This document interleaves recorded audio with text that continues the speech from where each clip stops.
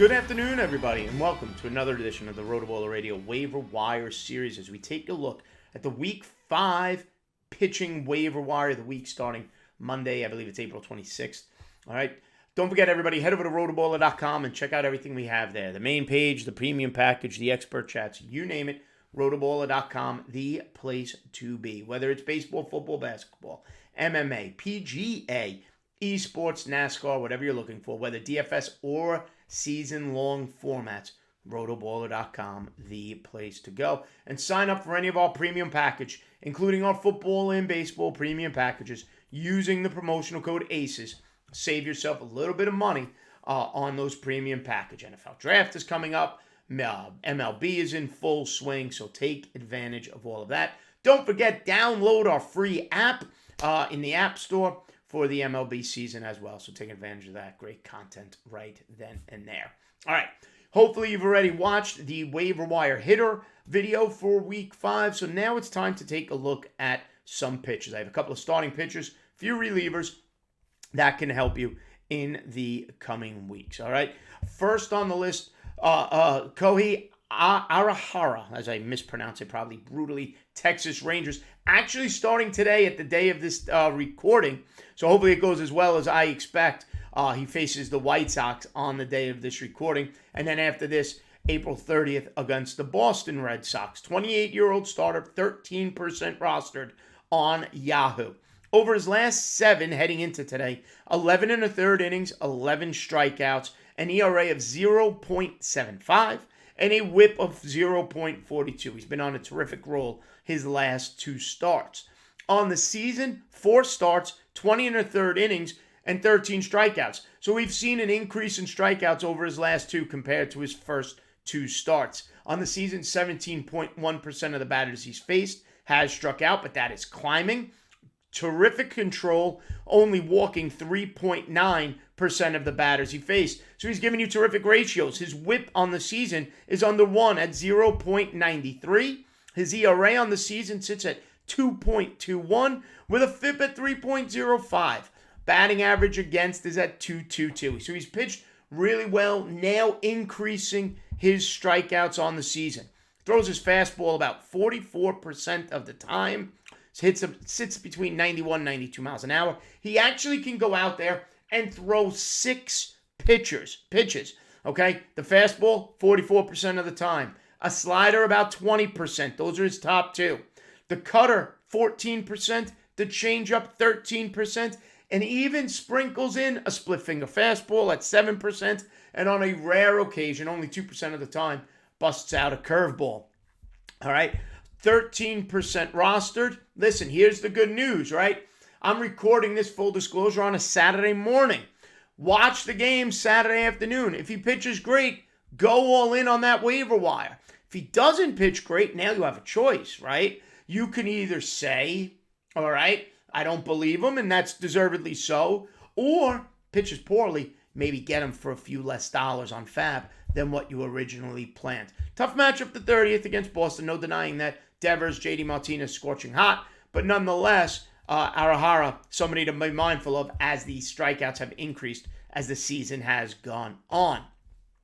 Second starting pitcher to mention of my 3, Ryan Weathers of the San Diego Padres. Dinelson Lamet back on the injured list. Who knows how that ends up? So the start should continue to be there for Weathers. His next one, April 28th against the Diamondbacks. Sign me up for that matchup. 34% rostered on Yahoo. Over his last 7, 11 1/3 innings, 12 Ks, an ERA of 0.79, and a whip of 0.62. On the season, he's pitched in 5 games. He's made 2 starts, 15 1/3 innings, 16 strikeouts, striking out 29.6% of the batters he faces, walking about 9.3% of the batters he's faced.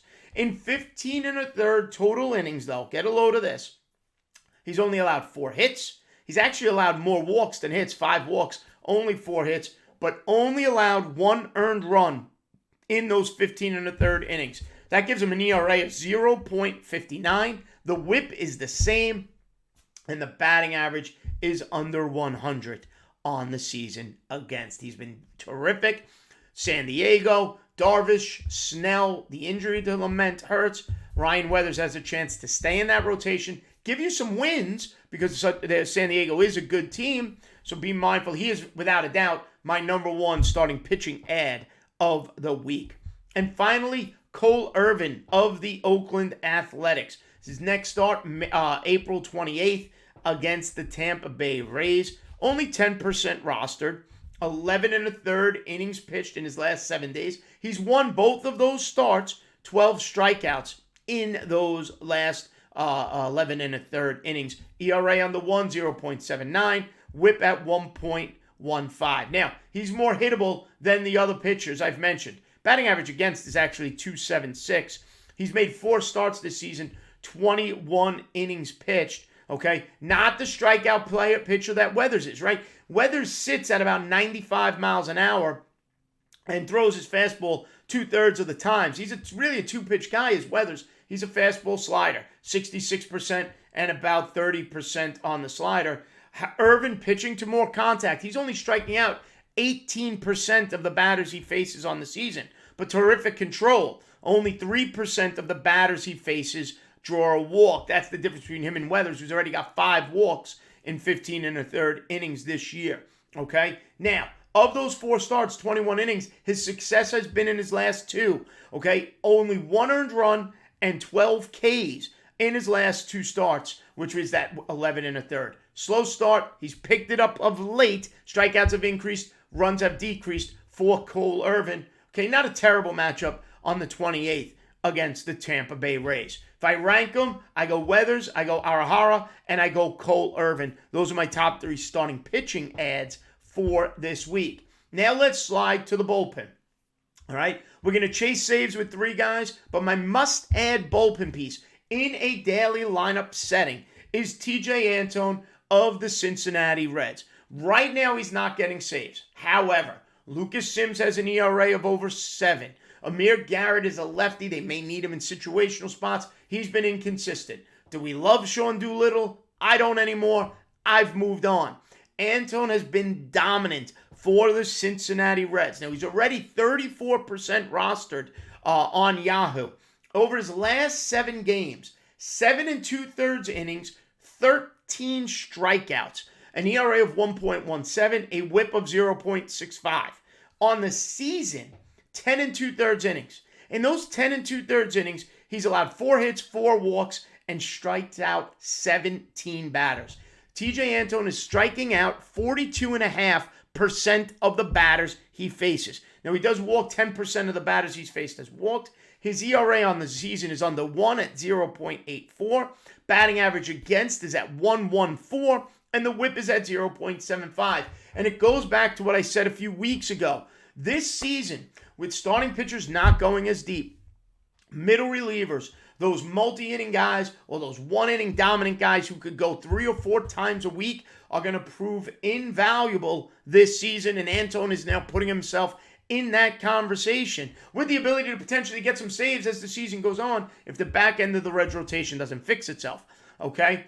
Put him in there. If he gives you 2 or 3 innings a week, odds are he's going to give you 6, 7 strikeouts. Sign me up for that while keeping the whip and the ERA low. All right? Forget about saves. If you're just looking for an arm in the back of your fantasy staff, Tejay Antone's the guy. Now, looking for saves. Okay, Jake Diekman of the Oakland Athletics has 2 saves over the last 7 days. Everybody wanted Trevino just a week ago, but now Diekman has come in and picked up a few saves for the red-hot Oakland Athletics. 29% rostered. The oldest player on the list. He's, 34 years old. Okay, remember, he pitched to a 0.42 ERA last year, and he started off a little slow early, but he's been red-hot of late. Over his last 7 games, 6 2/3 innings, 8 strikeouts, about 30.8% K rate for the season. He's got 12 strikeouts in 9 1/3 innings on the year. Over his last 7, hasn't given up an earned run. His ERA on the season is 2.83. Okay, whip on the season is 107, and batting average against is 200. 2 saves on the year, both of them over the last 7 days, so be mindful of that, Diekman. Great source of saves, 29% rostered on Yahoo. Gregory Soto, I mention him every week. I will continue, and he continues to pitch a little bit better as the year goes on. Last 7 days, 4 2/3 innings, 7 strikeouts, and an ERA of 1.93. He's picked up a save over the last 7. Okay, on the season now, 11 Ks in 8 2/3. 2 saves on the season. He's got his ERA down to 3.12, only 8% rostered. And finally, if you're scratching for saves, Stefan Crichton of the Arizona Diamondbacks, 14% rostered, 5 Ks in 4 innings, okay, over the last 7. ERA is 9. You don't love that. But, like I said, if you're scratching for saves, he does have 2 saves over the last 7 days for the Arizona Diamondbacks as their bullpen's kind of beat up by injury. Crichton, remember, was the closer for Arizona down the stretch last season. So starters, we have Weathers, we have Arihara, and we have Cole Irvin. In the bullpen, middle relief dominance, we have Antone, and closers, give me Diekman, Soto, and Crichton in that order.